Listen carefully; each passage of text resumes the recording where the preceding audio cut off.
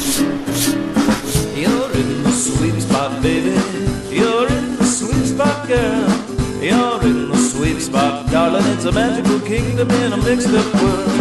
You're in the sweet spot, baby. You're in the sweet spot, girl.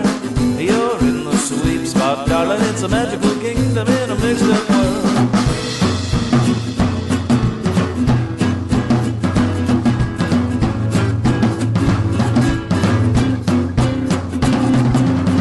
You're in the sweet spot, baby.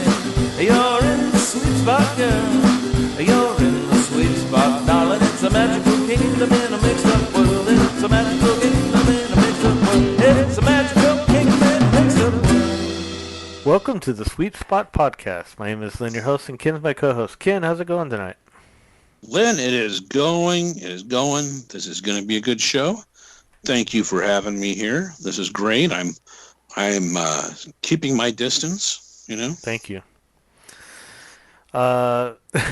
This is episode 289.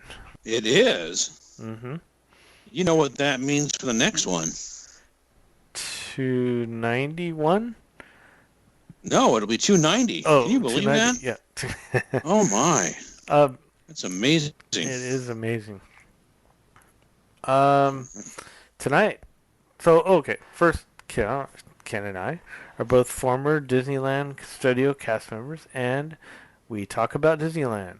We are also authors of 2 books called Cleaning the Kingdom. We have 2 volumes, and you can get both of those on our website.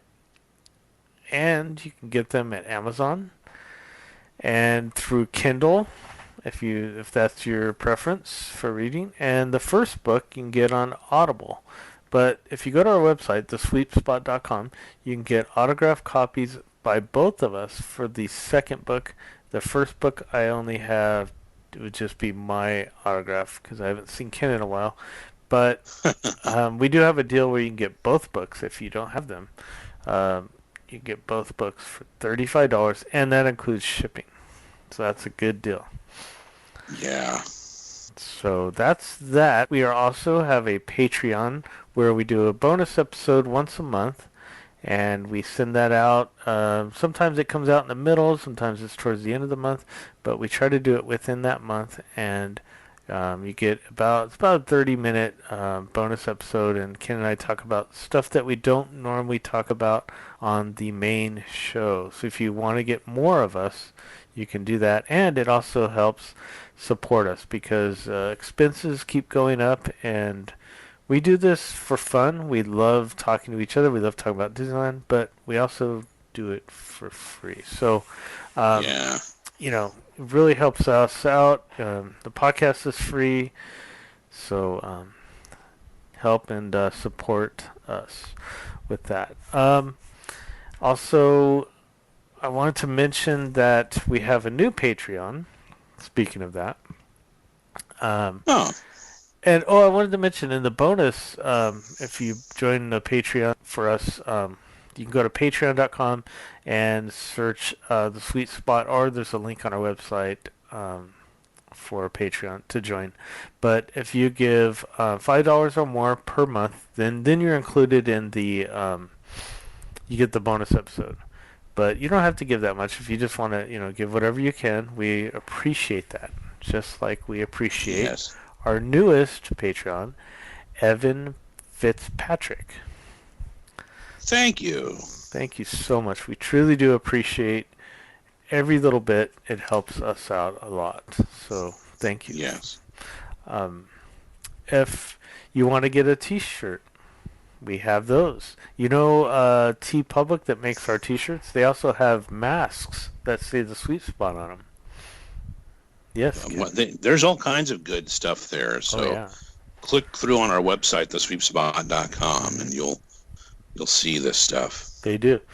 Also, I was lucky enough to be a guest on a newer podcast called Bobsleds and Banthas. And we've had Aaron Robbins on our show a couple times before. He was part of other podcasts, and we've had him on our show in the past. but he now has a new one with a guy named Scott, and they're a lot of fun. They're really fun guys to talk to, and I had a really good time talking with them both. So you can, the episode was actually just released today, so you can get that. Bobsleds and Banthas. So they talk about Disneyland and Star Wars. Nice. So check that out. And we're going to probably have them on our show sometime for join us with current events soon. I think that's it, but I wanted to mention our tonight's guest is someone familiar. We've had on several times, probably yearly it seems like now. And he is our good friend Dave Smith. So now, not Yeah. go ahead. Yeah. Well, there's several Dave Smiths in Disney circles. This is not the late archivist Dave Smith. This is not the sculptor Dave Smith who's had artwork featured in the Disney Gallery. No, this is the author and former cast member and former publisher. Yes. So Dave is a former, like you mentioned, former cast member, and he happened to be working there in the year 1980, which we're going to be talking about tonight. So we're really looking forward to talking to Dave and hearing his stories and talking about the year 1980 at Disneyland. But coming up first, we have the current event.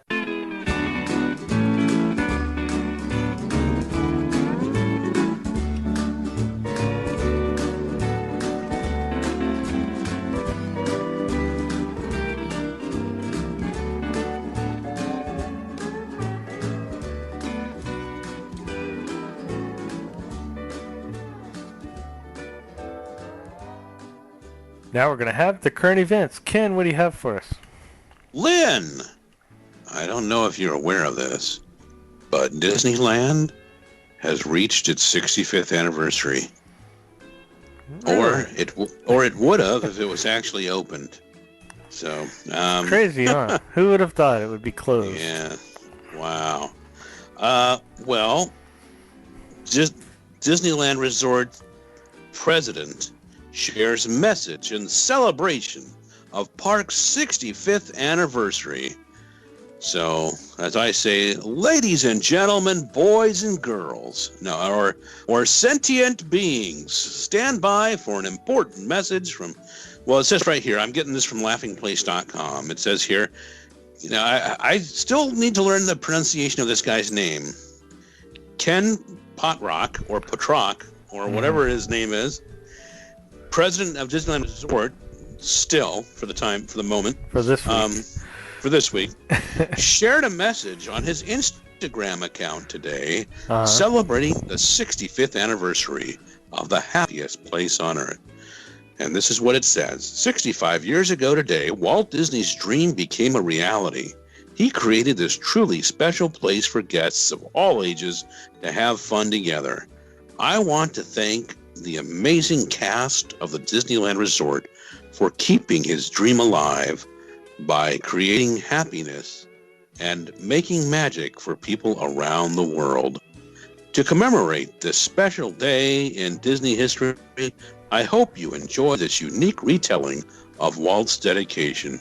Happy 65th anniversary to the Disneyland Resort. So, yeah. All right. You can click through and see that. I mean, all of this stuff's going to be at thesweepspot.com in our current events show notes. But there was a story in the Orange County Register that said Disneyland is turning 65 this week, so we look at how the Magic Kingdom came to be. Now, this story is actually from Kurt Snib, or Snebby.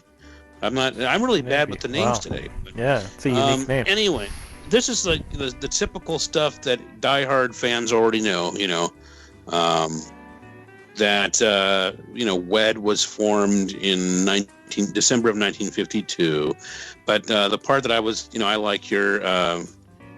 Eventually, the selection is narrowed down to the following 4 locations. This is for where they're going to build it. One was La Mirada, there were 2,300 acres that contained 5 separate parcels of interest.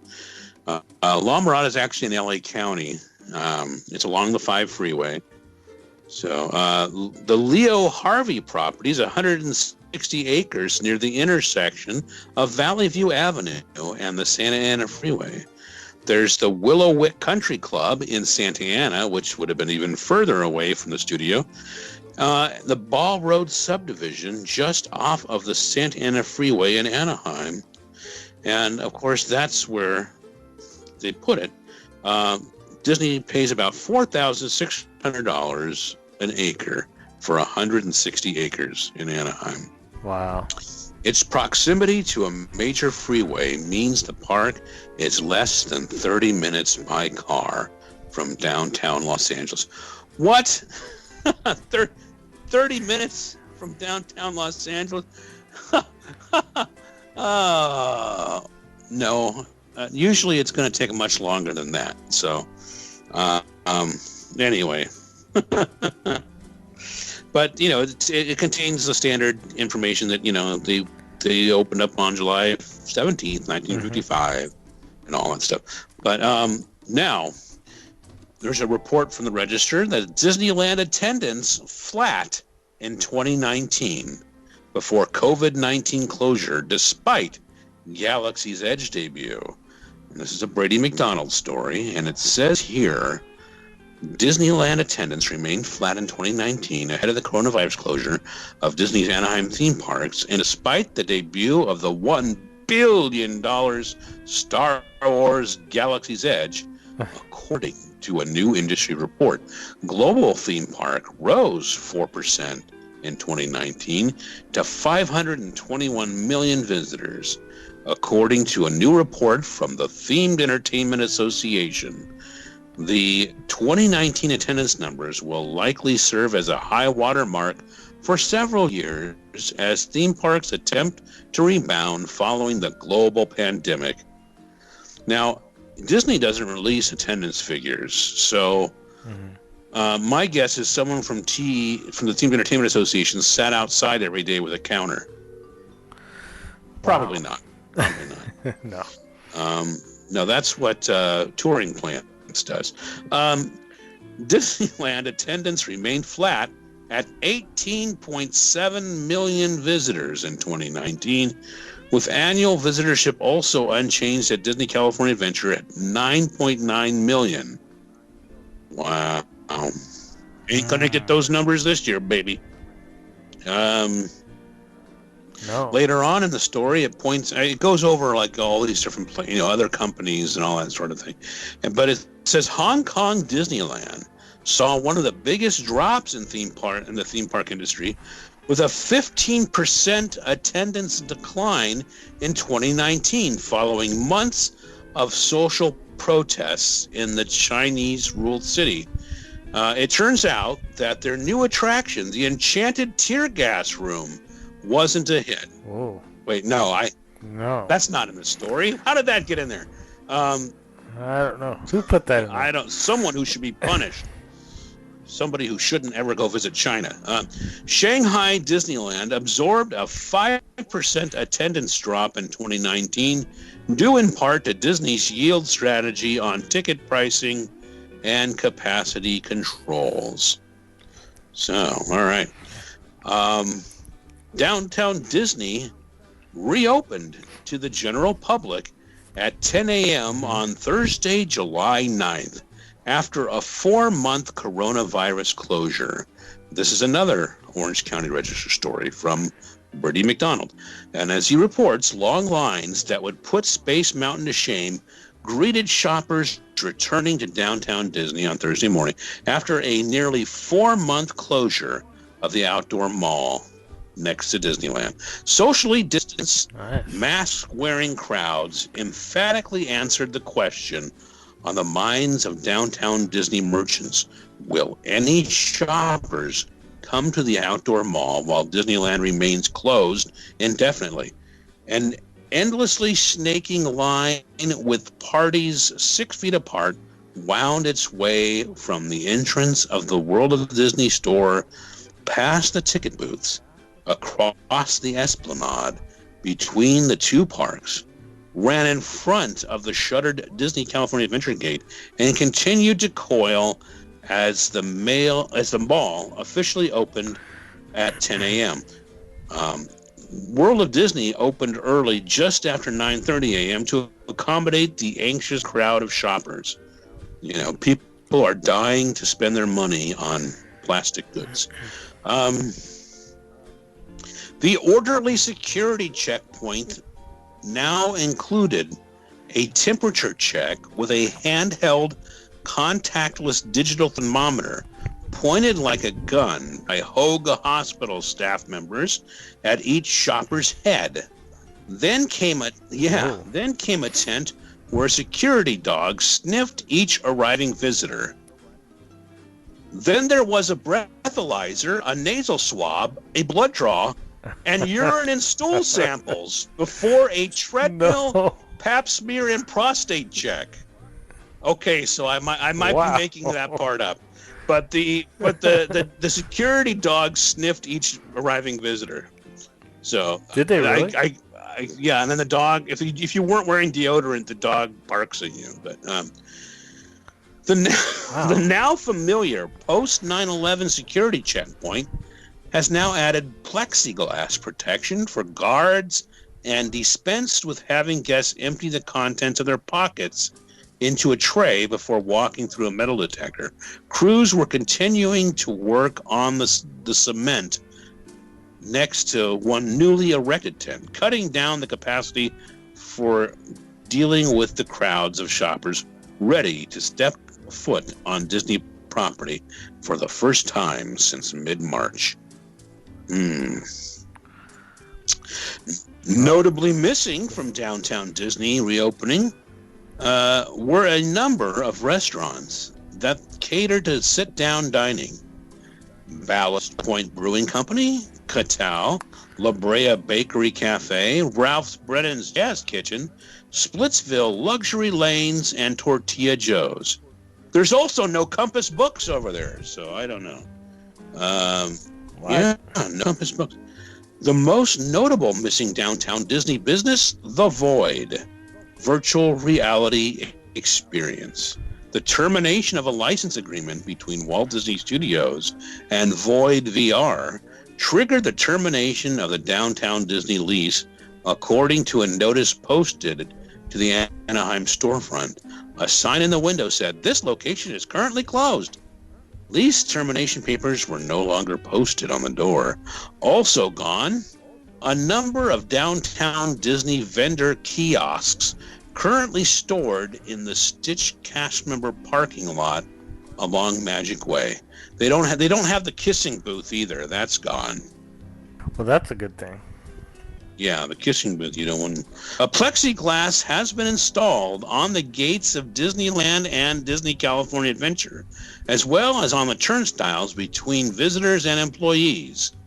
A towering crane loomed over Adventure Campus in California Adventure. Now, Laughing Place actually has a photo tour of downtown Disney on the reopening day. Cool. So that's one of our links, laughingplace.com. Mm-hmm. And the official Disney Parks blog had a story on it. So it says here, the health and safety of guests, operating participant employees, and Disney cast members are at the forefront of our planning. Several operational changes have been implemented based on guidance from health authorities to promote physical distancing and enhance cleanliness throughout the downtown Disney district. To help guide you through these new measures, cast members from our guest experience team are walking throughout the the downtown Disney district to help explain our new health and safety measures and answer any questions you may have, and to tase you if you are causing trouble. I added the taser part. Sorry. Somebody's really messed with the current events this time, I'll tell you. Another story from laughingplace.com. Late breaking news here. Disney releases new artwork and room floor plans for Disney Vacation Club Tower coming to the Disneyland Hotel. And I have to tell you, Lynn, I was excited. I was excited to see this. Yeah? Because it's as close as I'm ever going to get to actually staying there. Disney has filed full details for the new Disneyland Hotel Disney Vacation Club Tower in a public document which contains room floor plans and a new artist rendering of the L-shaped tower from Walnut Street. The city of Anaheim has published a document that contains more details on Disney's plan, and the staff of the planning and plans, which will go before the on Monday. So that's coming right up as we record here. So if you want to complain about the plans, I guess you could do that. Let's see. From Mickey Mouse to aerospace, Disney exec Cole Glazer is next CEO at Virgin Galactic. Yes. This is actually a story that was carried by the Associated Press, so it went wide and far. Michael Cole Glazer, a Disney executive, has been appointed Chief Executive Officer of Virgin Galactic as the space tourism company prepares for commercial service. Cole Glazer has most recently been President and Managing Director of Disney Parks International. Disney has named Jill Estorino, a 29-year company veteran, as Cole Glazer's successor. She will be responsible for overseeing the company's parks and resorts international operations and development, including Hong Kong Disneyland, Tokyo Disney Resort with the Oriental Land Company, Shanghai Disney Resort, and Disneyland Paris.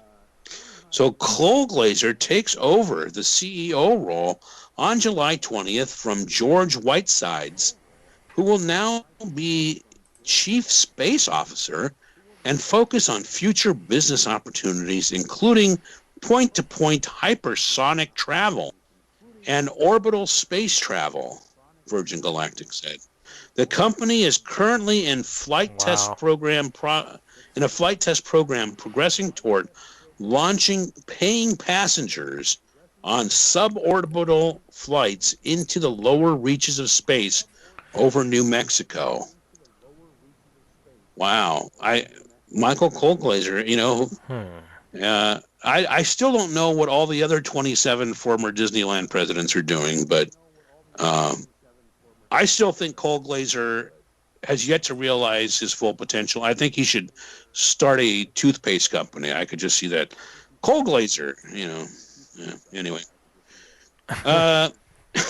What do you think about that? He goes from overseeing things like Mission Space to actually doing space travel stuff. Wow. I think that is what gave him the experience to get the job. There you go. And here I remember when he was at Tony Baxter's window dedication. Way back. So the Orange County Register did have a story on Radio Batu saying Radio Batu broadcasts Star Wars music, news, and sports in Disneyland's Galaxy's Edge. Of course, if it broadcasts right now and nobody's there, does it make the sound of one hand clapping? A local Black Spire Outpost radio station broadcasts pop music from throughout the Star Wars galaxy, as well as droid battles, Dejeric tournaments. See, I'm not pronouncing stuff right.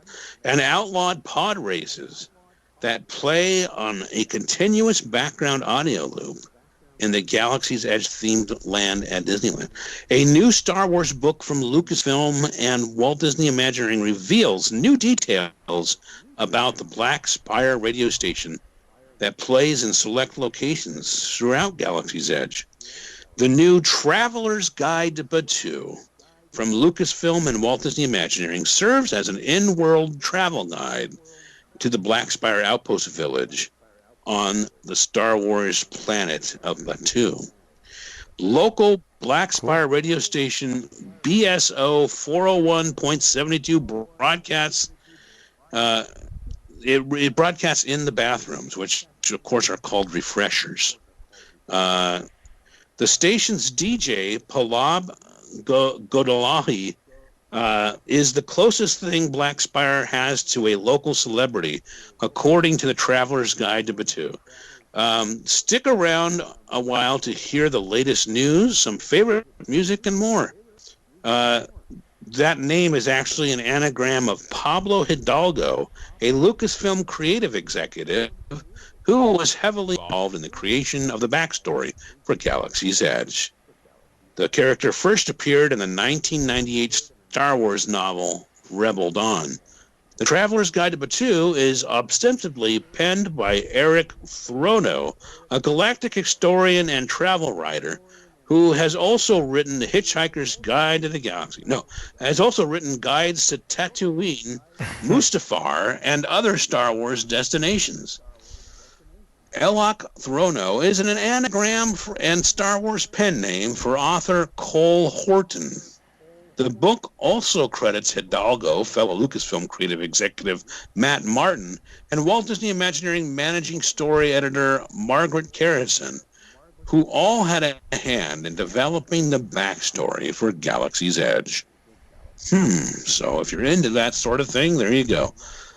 And Laughing Place has another story. Disney details their commitment to health and safety measures at their parks. In case you haven't heard it enough times already, they go over all the different ways they're going to improve the safety in terms of infectious diseases. One of the things they point out is technology solutions. Disney apps. With the My Disney Experience and Disneyland apps guests already know and love, guests can view hand sanitizer and hand washing locations, explore digital menus, and more. Limited contact options include from the mobile order and cashless payments to Walt Disney World's magic bands and online check-in at select locations. Disney is offering technology solutions that can make it easier for guests to minimize contact and maintain physical distancing. It's a whole new world out there, Lynn. And, Walt Disney World has opened up. Disneyland will probably open up eventually. So keep tabs on all this. Make your plans to have a getaway vacation. You've probably been craving to get away. Contact our friends at concierge.com. That is CONCIEARS.com. Go to concierge.com, check it out. Tell them you want to get on a Disney getaway vacation. That's what they specialize in. They keep tabs on all this stuff. They're up to date on all of the changing information because things are changing day by day. So let them worry about that. You tell them what you want to do.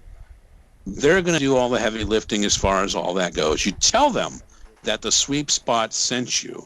And when you book with concierge.com and you tell them the sweep spot sent you, they'll say, who? No, you'll get a special gift. They're great people. This is all they focus on is Disney. So it doesn't matter which Disney destination you want to go to. You want to check with concierge.com. Great. Well, thanks a lot, Ken.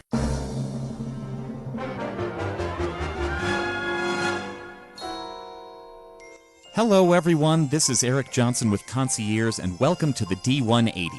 As always, while Ken and Lynn cover all things Disneyland, in the D180, we take a spin around the rest of the Disney universe, and we do it in 180 seconds. Let's jump right in.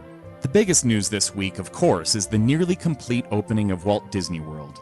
Last weekend saw the opening of the Magic Kingdom and the Animal Kingdom parks, followed close behind by the opening of Disney's Hollywood Studios and Epcot on Wednesday the 15th. We weren't there to witness the new progress ourselves, but like so many of you, we were glued to the many first-hand reports from the parks. Many of the Walt Disney World Resort hotels have been open to guests who rebooked their vacations and for Disney Vacation Club members, but for a while nobody could make new reservations. Well, all that changed as Disney opened up the gates for dates starting immediately through December 2020. Guests can choose from favorite destinations like the Polynesian Village Resort, the Animal Kingdom Lodge, and the newest hotel, Disney's Riviera Resort.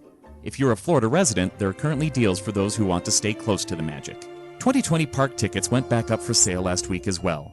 Along with the new ticket sales comes the Park Pass system. Getting reservations for the parks of your choice is easier than you might think. We don't know how long Disney plans to use this reservation system, but your travel planners are here to help. Disney made plenty of changes to the normal operations in the parks. You probably know all about the physical distancing and mask requirements by now. Disney dining plans, while popular, are also on hold for the moment. Dining reservations are now shortened to a 60-day window.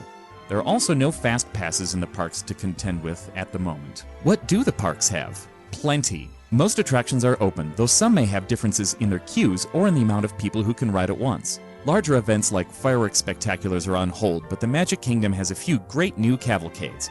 I learned from Ken that's basically a short parade. Epcot's Food and Wine Festival is opening early with a few modifications. More space between the food kiosks will be welcome compared to the usual. If you missed your favorite spring fun at Epcot, floral displays and topiaries from the Flower and Garden Festival will also be on display. Characters at Disney's Animal Kingdom will set sail around the park to greet guests from Discovery River. Hollywood Studios has 2 motorcades to show off your favorite Disney Junior and Pixar characters. Worried about the virtual queue at Rise of the Resistance? Disney will release passes throughout the day instead of making everyone cram into the park at dawn. There's so much going on at Disney, you'd almost think they had a few months off to plan it. Okay, that's kind of bad, but I prefer to look at the last few months from a positive view, don't you? However you spin it, Disney World is back open for business, and Concierge is here to help you plan your family's trip whenever you feel comfortable going. Well, that's 180 seconds. I hope you enjoyed our quick spin around the Disney universe. If you'd like to learn more about these Disney adventures, or just have a few questions, please come on over and visit the Facebook pages and websites of both the Sweep Spot and us, their official travel planners concierge. We look forward to planning something special for you and your family. I'm Eric Johnson, and this has been your D180. Disneyland, Disneyland is your land. Disneyland, Disneyland, Disneyland.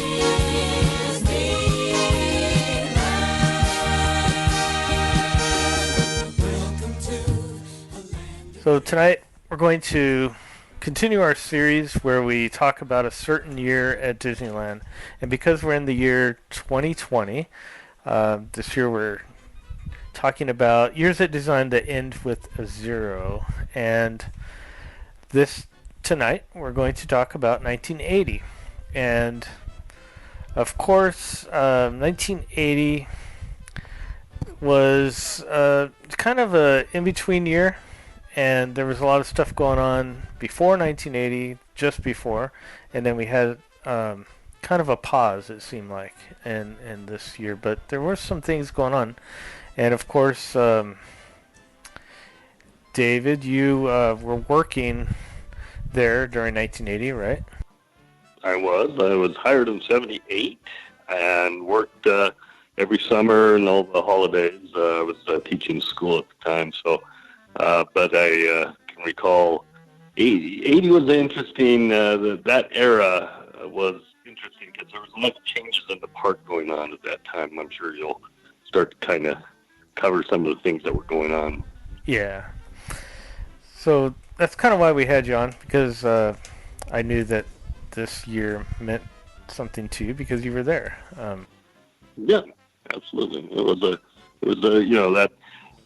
After being, obviously, your first year working there, as you guys probably can remember, it was, sort of your still introduction to everything Disney and things that could happen. And I think by the third year, which would have been my second year, or started my third year, it was, I felt like a seasoned veteran, if you will, of the park at that time, and certainly felt very comfortable in my role as both an operator and guest control and things like that from all the different positions I ran there. Oh, yeah, for sure. So, 1980, a long time ago. It didn't seem like it, but I know. So, it was a quite different park then, and we always talk about this when we talk about these years of the past, and it was different for many reasons. There was no California Adventure. There was a parking lot there. Yes. And even cast members, we parked in. It was kind of a separated, but it was in the same parking lot. Yes. And how many times you don't even have you don't have the resort concept yet. You've got Harbor Boulevard. It was not a resort yet. That's I mean, it's you've got all these Harbor Boulevard looks like a really third-tier Las Vegas. I mean, there's competing signs everywhere for the different motels and businesses and things like that, and that's where most people entered the parking lot for Disneyland. And it's a big old parking lot just right there in front of the park. Disney doesn't even own the Disneyland Hotel. Disney does at this point. Disney doesn't own. Well, they might own some of the motels. They might quietly own some of the motels along like Catella or something. But as far as the public knows, Disney doesn't actually run any hotel. They don't run the Disneyland Hotel. They don't have the Paradise Pier Hotel, which back, if it even existed back then. I don't know if it existed in 1980. No, I don't think it was there. As I recall, Disney didn't. I mean, that was a very transitional period because, that year, I think the Bass family owned a large chunk of Disney stock and were trying to take over. I can't remember the exact year, around 80, 81, 82, somewhere in there. But Disney, I mean, it was really still the Motel 6 kind of mentality of Harbor and Catella and even West Street.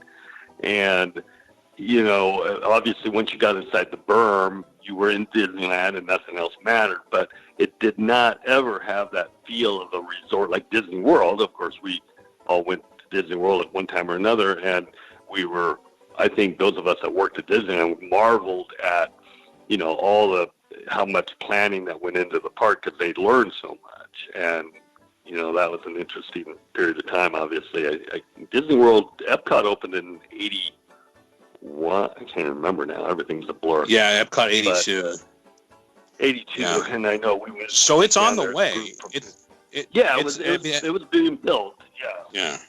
But the Anaheim's Disneyland was just kind of, and this is what, if you read any biography by Walt about Walt Disney, he was so disappointed that he couldn't control how it looked, driving into Disneyland. You had to go through these motels and these strip, souvenir shops and gas stations, and it just didn't have a real good appearance. And even at that point in 1980, didn't have that yet. And like you said, the Rather family, I think, still owned the Disney Hotel. They had a 99-year lease when they built it, but I think Disney eventually bought them out, and I don't know what year that was. Yeah, that wasn't until the later 80s. You're right. Yeah, so it's just what you have for Disneyland is you just have the parking lot and the original park, and that's right. That's basically it. I mean, sure, Disneyland Hotel has a Disneyland name, but it's really a separate operation. Correct. I mean, it did have the monorail that went to the hotel, which kind of linked that. And it did, the hotel itself, even though, let's see, in 80, I think they had the Bonita Tower. Did they have all three in 80? I don't remember if they had all three, the original one, and then the Bonita, and then the Lido, or I can't remember what the other tower was. But the hotel did have a kind of resort feel, but it still wasn't like we would think of a true resort kind of layout.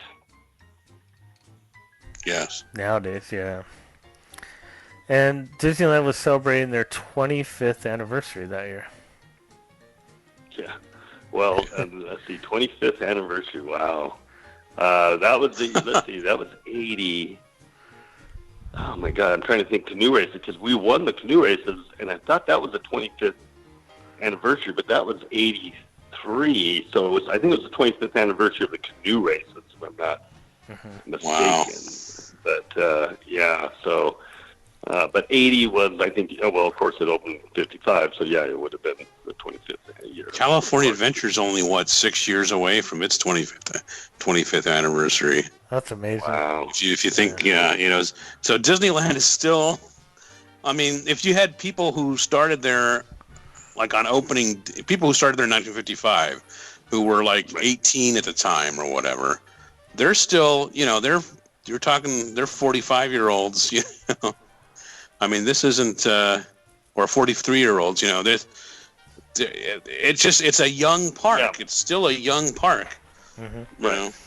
And at that time, it was still, I mean, I don't know if it still has this charismatic feel, but when you worked there at that time, you got to put it on your resume, and it was such a big plus. But I think a lot of businesses looked for a lot of us that were cast members, former cast members, when we were looking for future jobs, obviously down the road, because we had been trained quite well in the art of handling people. Obviously, that's what we were in the business for when we were working there. And I just remember how I was hired in '78, and I can still remember how proud I was to have got the job there, and obviously a very good job in my opinion, because I worked operations and canoes, which was probably the most fun ride for me to work on. But I worked pirates and keelboats, and eventually drove the monorail. But that was after I quit in '83, and we hired for 1 year in '84 before my dad passed away. So that was a tough year. '84 was not a good year. But 80 was kind of that transitional year, that new decade, and had a great feel working at the park. But there were changes, and I can't remember now. Are you going to get into? I can't remember. Was New Fantasyland finished by then? Oh. New Fantasyland is not until it doesn't open until '83. So they haven't even started construction. You know what they have is they still have the A through E coupon books. Yep. You know. Well, interestingly enough, because when I was transferred over to after I was trained on keelboats, they trained me on pirates, and we were transitioning because we had the unlimited use passport. There was a stamped passport that you could go on every ride, but they also were still taking tickets. And I still remember taking e-tickets for Pirates of the Caribbean at the turnstile when I was doing that part of the rotation. But it was interesting because you get some old tickets coming in, and you'd some of those old tickets, like from '55. You know, back then there was only A, B, and C. Then they added the D and eventually E in '59 when they built the Matterhorn and the subs and all the expansion of the park. But I remember catching a few of those really old tickets, and they found their way into my pocket. Of course. Because I knew those were going to be, interesting, if not collectibles down the road. And I'm sure I would have been fired if anybody knew I kept a ticket in my pocket. But that was, I can just remember occasionally seeing a really old ticket come through the turnstile. We had to take it. It was still good. Well, speaking of tickets, I have a little bit of information. The Jumbo book was $9.25. Had 4 E-tickets, 3D, 3C, 2B, and a couple A's, if I remember, something like that. Wow. And parking was $1. Yep. Well, when they went to the unlimited juice passport, do you remember how much those were? No. Because I do. $12. No way. $12 included admission and unlimited ride. Yeah, can you believe that? Now, $12. You can't. I know, and that was like you can barely get a churro. You can't get a churro for that anymore. No, you can't. Oh, you're so right. Well, I wanted to mention that we talked about the 25th anniversary, but that year they also had a TV special starring Danny Kaye. Yeah. And then they did a 25-hour party on July 17th for their birthday. I do remember that. You do? I do remember that party. Wow. Yeah, I remember it was 25 hours. That was unheard of. I mean, in terms of, keeping the park open continuously. They always had, during the early summer, June, they had grad nights, and those ran from 11 p.m. till 4 a.m. So the park would close at, 10 p.m. or 9 p.m., whatever it was, and then reopen for all the graduates that came in on buses. And so that was a long day, especially if we worked the morning shift and had to come in and do a grad night till 4 in the morning. That was a tough. Did you guys ever do that? Did you guys end up working that? We had night crew. Night crew would do grad nights for us. That was one of the benefits of being in custodial, was that we would work on the close and reopen, but we didn't have to stay there late because night crew would come in. They're already there. Yeah. Yeah. That was probably the hardest. I mean, my eyes hurt so much if I was working pirates or usually pirates or guest control on the river stage.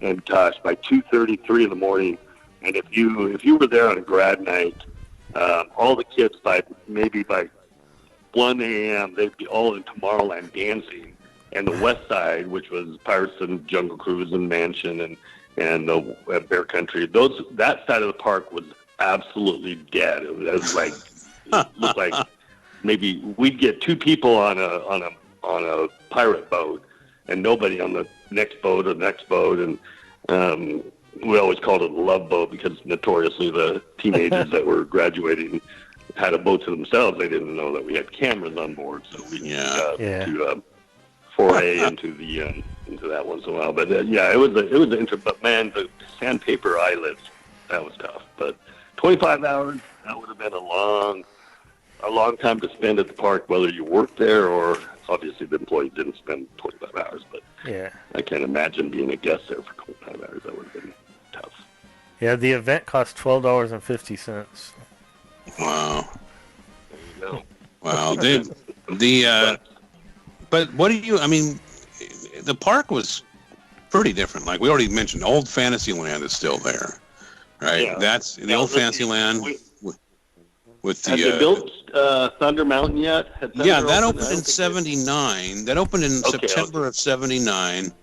So right. Thunder Mountain's new. Space Mountain's only a couple years old. I mean, it was built in '78, I think. 77, 77. I think 77. Space Mountain, I think, opened the same weekend as Star Wars premiered in the theaters. I mean, you talk about a weekend for sci-fi, nerds. Yeah. Who would have guessed? Who would have even thought that was? But it's really weird. It's a weird time. It's a weird time because. Epcot's on the way. Epcot Center's on the way. Walt Disney World has been around for like 9 years now, but they're adding Epcot Center. But there's, Old Fantasyland. There's, you go over, there's Tahitian Terrace is over there, Adventureland, where the Tropical Paradise is now. Tropical Hideaway. Wally Bogue is still performing in the Golden Horseshoe at that time. Yeah, I remember watching. I'd go in after work, and they either have a date or whatever. We'd go out and watch the Horseshoe Review. It was always a fun, laugh-a-minute kind of show. And Wally was obviously there for a record number of shows. Yeah, he stayed till '82. So. There's definitely. Who took over for Wally? It was a young guy, Sedgwick, or oh my God, what's his name? Oh, I can't remember. Anyway. Neat guy. I remember. I just can't remember his name. I want to say Sedgwick, something like that. Anyway, I could be wrong. Yeah, so quite a different park. You mentioned a few things that they had. There's no Indiana Jones. Just Adventureland just had the Tiki Room, Jungle Cruise, Swiss Family Treehouse. Yeah, Sunkissed, I presume, where Bengal Barbecue is now. Yeah. And Pirates and Mansion, of course. Country Bear Jamboree. Think about. It was still called Bear Country. It wasn't Critter Country yet. Yeah, you had still called Bear Country. And that's so much of that stuff is still relevant. I mean, you think about it. In 1980, the Haunted Mansion's only been open for 11 years. Wow. You think about that. Now, I mean, that we still would consider that new. 11 years, yeah. And then Bear Band is, even less. That's when it opened 72, so it's been like 8 years. There's no Splash Mountain over there. It's there's no Phantasmic at night. The West Side is a much different feel. I mean, you know that because you worked over there. You know that it was a much different feel back then. Yeah, it was not only different. It was also it was still part of the park that was just so relaxed. I mean, both as an employee and I think for guests. There wasn't as much. You didn't have Splash Mountain, so you didn't have that large attraction outside of Pirates and Haunted Mansion. But even those two rides are laid back. There's not that thrill component that Splash Mountain had. in terms of the drops and stuff. So it was definitely an interesting, which I loved. I absolutely loved working West Side Ops. That was a blast.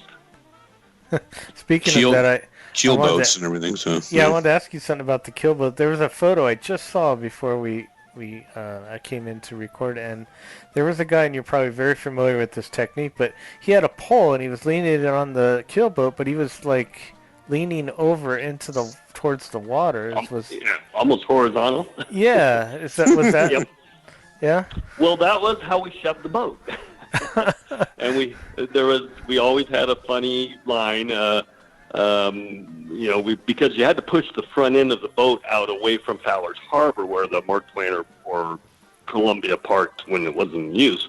Right. And you couldn't back up very far because the rafts were right behind us. I mean, our engine of the keel boats was literally 15, 20 feet from the keel or rudder of the raft, so we could not back up except for a couple feet to release the rope off the front end of when they parked it when we brought the keel boats in. But then the guy on the dock would use this long pole, and he'd lean way out, and it always looked like you were going to fall in, because you could go out pretty far and then still push off like a pole vaulter, or kind of with your arms and push back to the dock. I hate to say it, but yes, I went too far one time. And yes, I went into the water, and I'm sure somebody got a good picture of it. If you get to that point of no return, you weren't returning to the dock, except to climb out and walk to wardrobe and get a change of clothes. But keel boats, we had a funny saying when the guy was on the PA on the boat saying, "Okay, Lightning, you ready? Okay, shove it." The boat. And shove the boat. It was, and we even had shirts for one summer that said "Shove it, Lightning," and so that was the ongoing joke about the keel boats, because you had to push the boat out to the front out towards the river so you could go around that. So there you go. There's something you learned about keel boats. Yeah, there it is. I had never seen that before, and I thought, what in the world is he doing? OSHA would go crazy nowadays. Probably. Oh, yeah. One of the reasons. Yeah, I mean, it was. And the nice thing about keel boats, sort of like canoes, we had a spiel, SOP spiel, but it wasn't like Jungle Cruise, where you had just a slew of one-liners, basically, because you have so many things along the Jungle Cruise to make a joke about. But we didn't have a lot of things to joke about. So on keel boats, we kind of came up with a lot of our own spiel that sort of evolved over the years by different keel boaters that would take that spiel and add to it or change it or whatever. So it was a very fun ride back in 1980, and I think that was the first year I was trained on keel boats, as a matter of fact. So that was another reason why 80 was a good year, because I'd worked 2 years on canoes, and then they asked me if I would want to work keel boats, which ironically has the distinction, I don't know if you're aware of this, but it had the lowest capacity of any ride in the park. So we had fewer numbers of people, even when we ran two boats, because we would run, I think, if I remember right, the boat averaged maybe 25, 30, maybe 35 people at max. I mean, you had like maybe 15 on top. No, it couldn't even have been that many. I'd say 30 tops. And so if we were running one boat and it took 20 minutes to load, go around the island, unload, we were doing 30 people every 20 minutes, so we were barely breaking 90 an hour. Wow. So there wasn't too many attractions that did, there were no other attractions that did less than 100 an hour. I mean, there just weren't. So, yeah, we weren't real high on the totem pole of efficient putting guests through, but of course we weren't a standout. People didn't go home and go, "Hey, how about those keel boats?" It was quite a bit of watercraft back then, mentioning the keel boats. At that point, yeah. Yeah. Mm-hmm. Well, I mean, when everything was running on a crowded day, you had 3 rafts, because most people don't know there's actually a third raft. And so they'd have 2 rafts going back and forth, and they'd have one raft that would go all the way to the dock on the down by the canoe dock, opposite the canoe dock. There was a dock on the island that could also be used to transport people. not used very often. It was really only when, you had 70,000 people in the park. But you had the Columbia, you had the Mark Twain, the two big ships, you had 6 canoes, 2 keelboats, and 3 rafts. So yeah, it was for a 5/8 of a mile river. Yeah, it had quite a bit of activity. So was 6 canoes the maximum at a time? Yeah, that was the max. Yeah. We didn't have more than 6. Now we didn't always run 6. I mean, on slow days we maybe have three canoes going at a time, but busy days we always had all 6. Wow.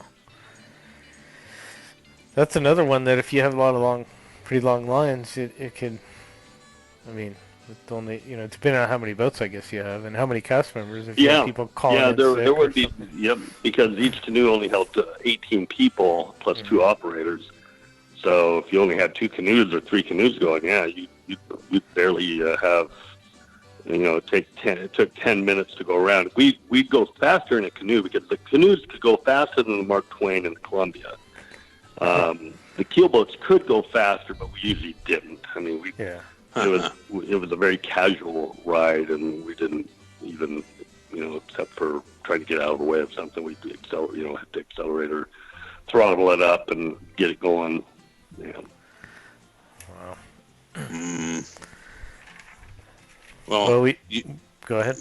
Well, I was going to say there's nothing on the back of the river in terms of there's no Star Wars land. That's a long way away, and even with the advent of Big Thunder Mountain, you've created this walkway that goes around behind Thunder Mountain to Fantasyland.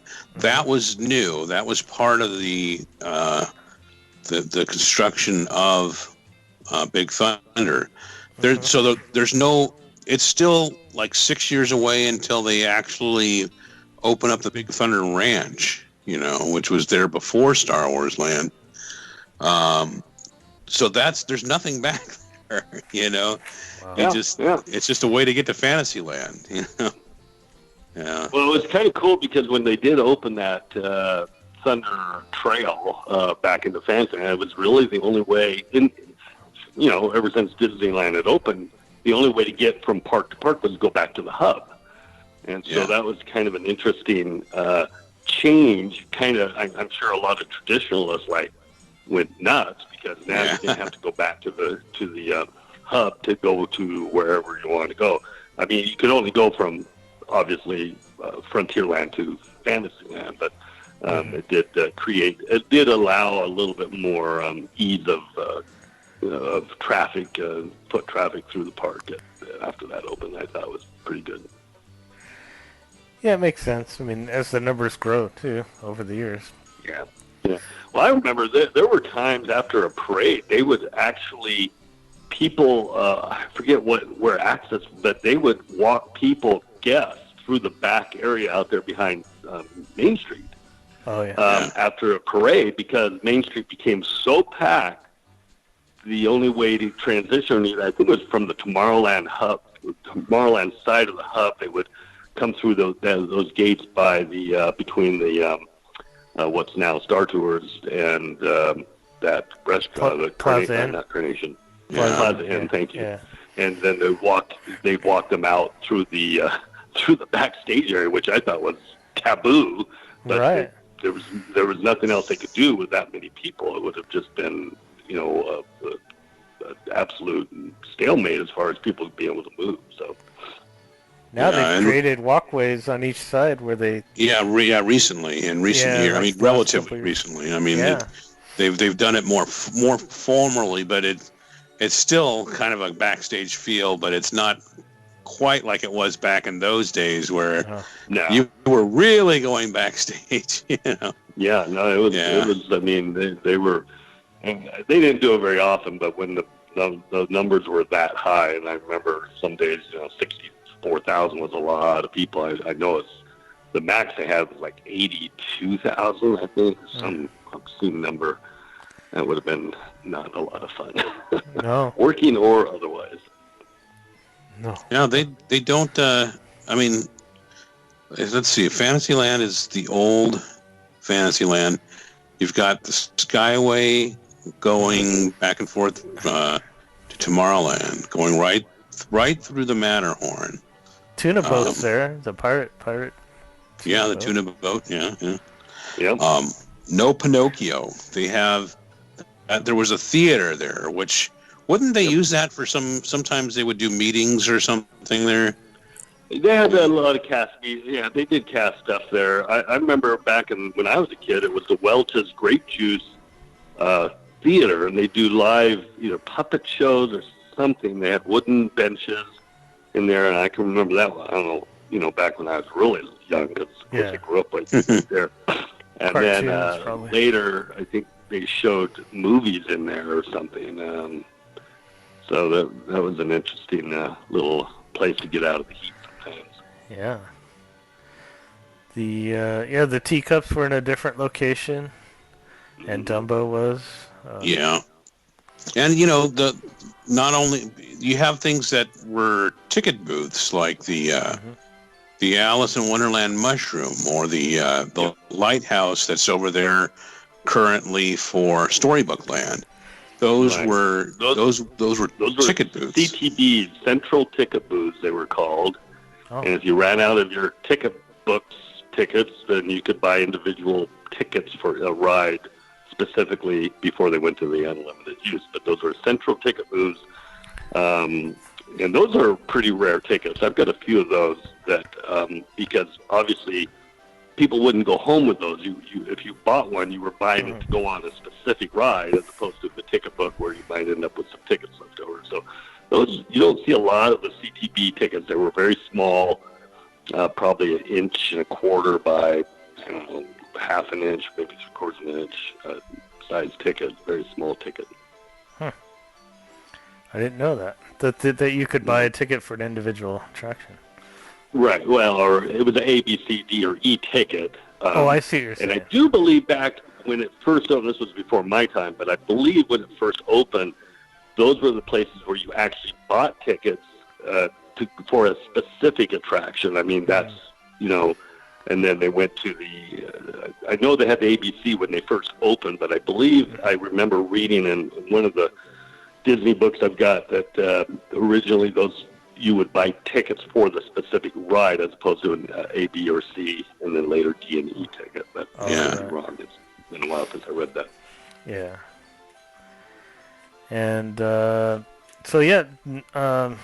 Fantasyland, still had, of course, the Matterhorn and Small World, and had Fantasyland Utopia and the motorboat cruise, which are gone now. Now, in 1980, I don't know if your notes have it, Lynn, but they finished the inside of the Matterhorn around that period of time. Yeah, I think it was. With 70, Matterhorn. Yeah. 4 or 8 or no, it's like 70. Well, yeah, it was 77, when I was 78. working there, so it had to have been 78, 79, 80, somewhere in there. Because I was working there, and then it was a big deal because for decades, from 59 on, when you went up the incline to the top of the mountain, well, not top, but to the top of the roller coaster portion, you could see the entire superstructure, the I-beams, and the whole interior structure of the Matterhorn, which I thought was cool. It's changed a lot over the years. It really has. Yeah.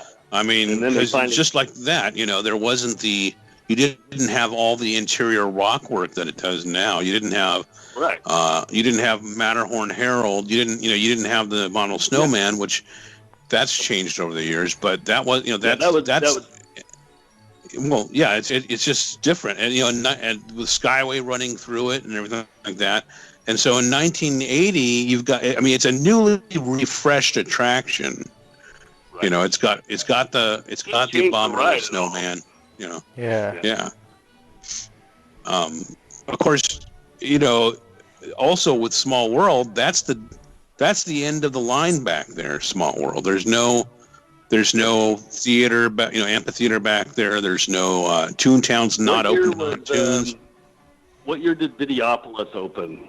85, I believe. 86. Okay, it was after. I believe. I thought it was after I'd left. So, if I left in '84, I think it was that next year, if I recall now. But they basically rushed that into place there. Yeah. It was. Well, I think they were trying to compete with Knott's Berry Farm had their Cloud9 ballroom and had major live performance place, and outside the Tomorrowland stage and the Tomorrowland Terrace, there wasn't a big stage. They had the little stage. Well, they had the stage on the river that was sort of at that time not even built yet. I can't remember when they built the. I'm going to say 82 when they started having the river shows, which were very good. Very, very good. They built a stage, and obviously it got bigger and more elaborate when they built Fantastic, and that came months later. But it was that Videopolis was a high tech. That was the era, the 80s. Disco was still sort of popular, and rock was there, and they just had really intense special effect lighting for the stages and the dancing and whatnot, as I recall.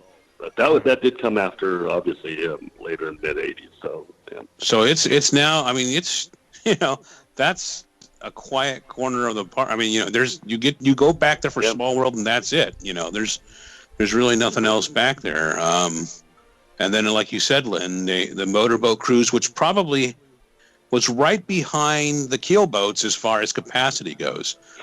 Yeah, probably was. I mean, they had like 30 boats, and if you put two people in, that's 60. And if it was I don't know, it was 12-minute, however long it took for a boat to go through the, depending on how fast the guy put their foot to the pedal, but sort of like the Utopia.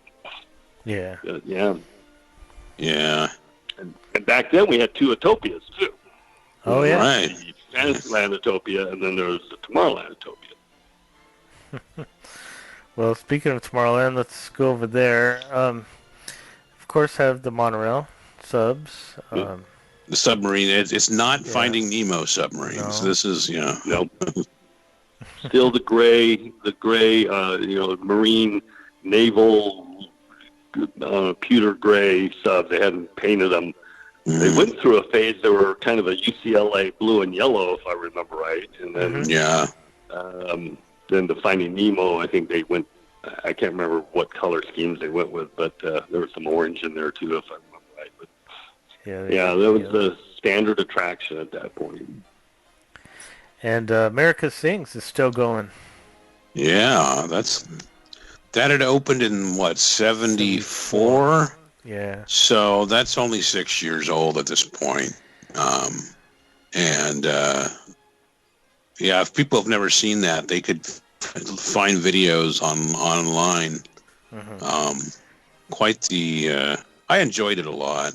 Oh yeah. It was fun. I mean, the music was always, and the finale with the Joy to the World, and the song was upbeat and really, really fun song. But I think a lot of the traditionals miss the Carousel Progress. Oh yeah. At the same time. Yeah. Well, see, to me, I had never seen Carousel of Progress by that point. Okay. So to me, America Sings was just always there, and I liked it a lot, Of course, it kept you on the lower level. You never went upstairs for America Sings. Right. When it was, that's where Star Wars launched. What? Right. Well, I was going to say, a lot of people may not. I mean, some people may not remember this, but when it was Carousel of Progress, after the final scene, the unload didn't come out the doors that you came in. You went up an escalator to the second floor where they had this walk through or walk around model city, huge city of tomorrow. Progress City, yes. Eventually was going to be Epcot in the original idea, but it had a full-blown city with all these moving cars, and it was really cool. I mean, you could spend. That was one of the problems. A lot of people just stand there and just look at stuff in that, because it was just almost the whole size of that upstairs, area above the American Sings. So you can imagine how big that room. It didn't take up the whole upstairs, but it was impressive. I can remember it as a kid and just going, wow, the future looks cool.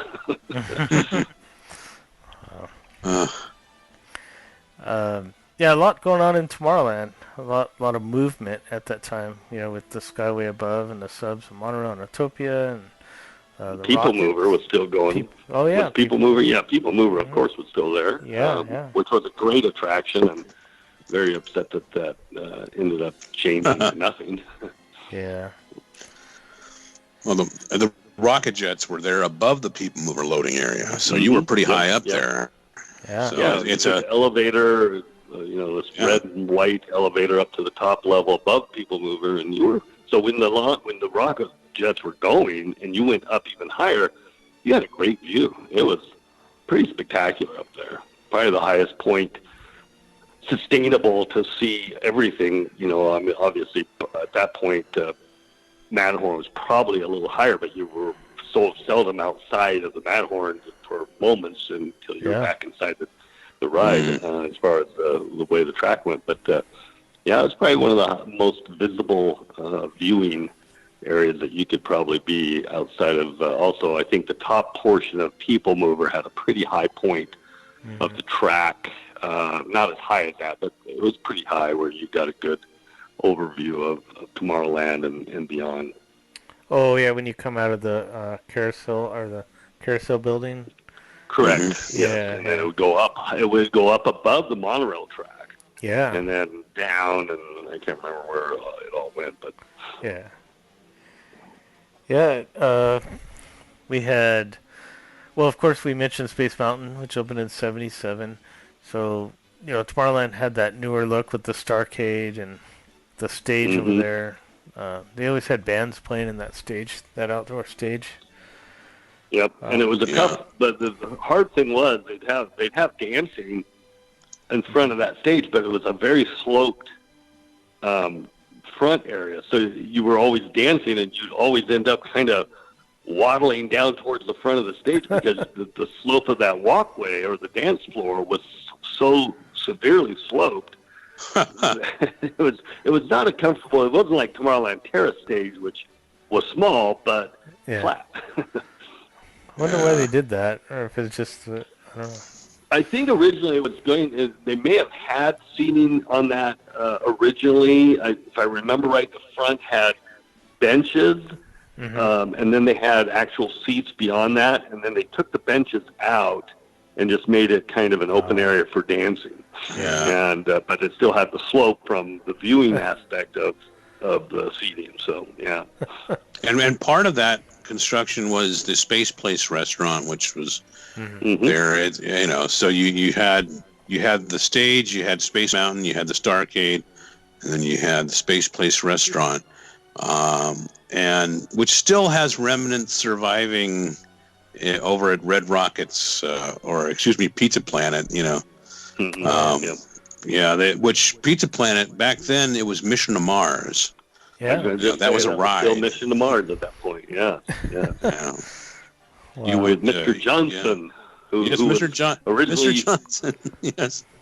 Was it Mr. Yeah, it was Mr. Johnson, the mission control guy, audio animatronic guy, and he was. Yes, he's one of the few misters of Disneyland. That's right. Everybody's on a first name basis except for Mr. Johnson, Mr. Smee, Mr. Toad, Mr. Bluebird. Mr. Lincoln. There were only Mr. Lincoln. Yeah. There's some trivia for somebody. Trivia game. Have ventured through inner space. Yes. Yep. Monsanto. Classic. Yep. Attraction. And Circle Vision. America the Beautiful. Still playing in that building. Yeah. That and on the the buildings for you had the murals from why am I blanking on her name? The designer Mary Blair. Mary Blair, that's right. Wasn't Mary Blair in The Exorcist? No, that's nothing. No, something. But Linda Blair. No. But they had you're talking about the tiles on the outside. The tile murals, right? yes. Yeah. The facing each other on the outside of the Tomorrowland buildings there, and the People Mover would go right in the middle of that. Do you guys remember in America the Beautiful on the inside while you were waiting for the show to begin, they had flags that hung, which were abstracts of each state. They had abstract designs that, if you figured it out, it was you could figure out what state it was. And the lady or man, whoever was the MC of before you went into the show, would always talk about, oh, and here's the show me state, and here's the beehive state, blah blah blah. So they'd give you a hint, and you yelled out what state it was. But it was very abstract, but it was really cool because they had all these almost Peter Max kind of artwork. The coloring, was that purple, orange, and typical of the late 70s color scheme. That purple, violet, orange, and I don't know, yellow or something like that, red. But it was cool though. You'd sit in there and be entertained, and then of course America's Beautiful. I always enjoyed that. I just thought that was just a neat circle vision 360 view of the U.S., especially for people that were not from the United States. Got a good glimpse of what the country had in a moment, because obviously they covered a lot of area. Yeah. True. Yeah, I like that. It just seemed like you went on a little mini vacation every time you got to. Yeah, enjoy it was. Yeah. That's a good way to put it. Definitely. So yeah, that's basically. I think we covered most of the park. They have a few little facts here. They had a family reunion parade that took place that year. And I have some numbers here. The average number of guests that year was 36,000. Wow. Per day, huh? Yeah. But it's not open. I think in the off season it's not open every day. No. Yeah, they were still closed Monday and Tuesdays, I think, by 80. They were starting to go 7 days a week, but I think you're right, Ken. I think they were still on a Monday, Tuesday closed or dark, as they would say in Vegas. Yeah. Kind of thing which allowed them to do a lot of, obviously, touching up of things in the park much more efficiently when 2 days with no guests. Yeah. Wow. But can you imagine today if the park is... I know. Well, of course, it's now closed. And now it's not open at all, I know, that's just freaking me out. But but in that period of time, when before COVID, you couldn't even imagine the park. Back in those days, you had days that were always going to be slower. Tuesday or Wednesday, Thursdays were typically always good days to go because the park just was never as crowded. And maybe it'd only be open like 10 to 6 or whatever, because they might they might have a private party in the evening, but Yeah, they'd have a mix-in, they called it. And it was really weird because I could never put my finger on it. They sometimes close the park at 7 or 6, and then they'd open it up at 7:30 or 8 for the private party. But then they had mix-ins, which basically the park was said to be closed at 7, but the mix-in would start at 7, and anybody who was still there got to stay as long as they wanted. And it would be open until midnight or 1. And then Friday and Saturdays, of course, they only did the fireworks like Friday and Saturday nights at that point. Well, at that point, they were doing the electrical parade, and the fireworks always concluded at the end of the electrical parade. So I think when I was working there, at least during the summer, they were open every day. Right. I think it was winter that they had the Monday, Tuesday closed dates, because I know. Right. Christmas and Easter and maybe a few holiday weekends, but those were the only days. It was always fun coming into work on the 2 weeks of Christmas. It had such a charm. It really did. Yeah. I just loved it. It was usually colder, and everybody had their mufflers and their jackets on, and they had the carolers out there, and everything was, really, as only Disney can do. They really, spruced up the park in a Christmassy kind of way. The big tree and the main street and all the decorations. So, it was totally different. And I don't know if it was true for you guys in Custodial, but people would bring food, to the break areas all the time over Christmas. And so if you went on a break, if it was a break area, you'd have plenty of food Yeah. to munch on. There was some of that, yeah. Sometimes you would have a potluck or whatever. Well, the thing is with custodial, back then you might get moved from one area to the next depending on the day. It was only in the summer where we had like set schedules. Right. So that's when you would do the potlucks, is in the summers.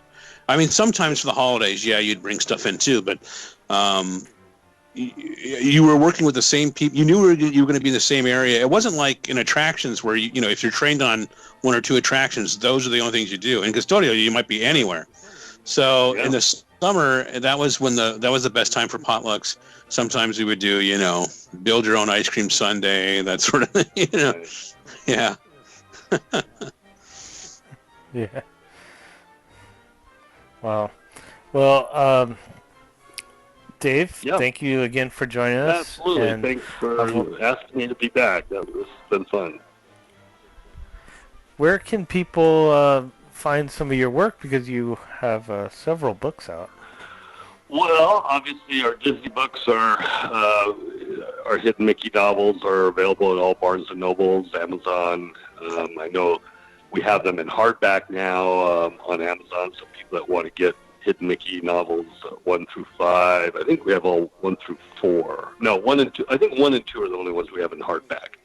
And then people can find me on Facebook. I'm pretty active on Facebook, especially I've got several tennis instructional books. Just had a new one out that's I'm very proud of. And another book called In the Shadow of the Matterhorn, which is about my years growing up by Disneyland and, of course, working there and some of the things like what we've talked about, as well as things that I've experienced from finding a dead body at Disneyland to bizarre things that would happen on any given day, which was almost any given day.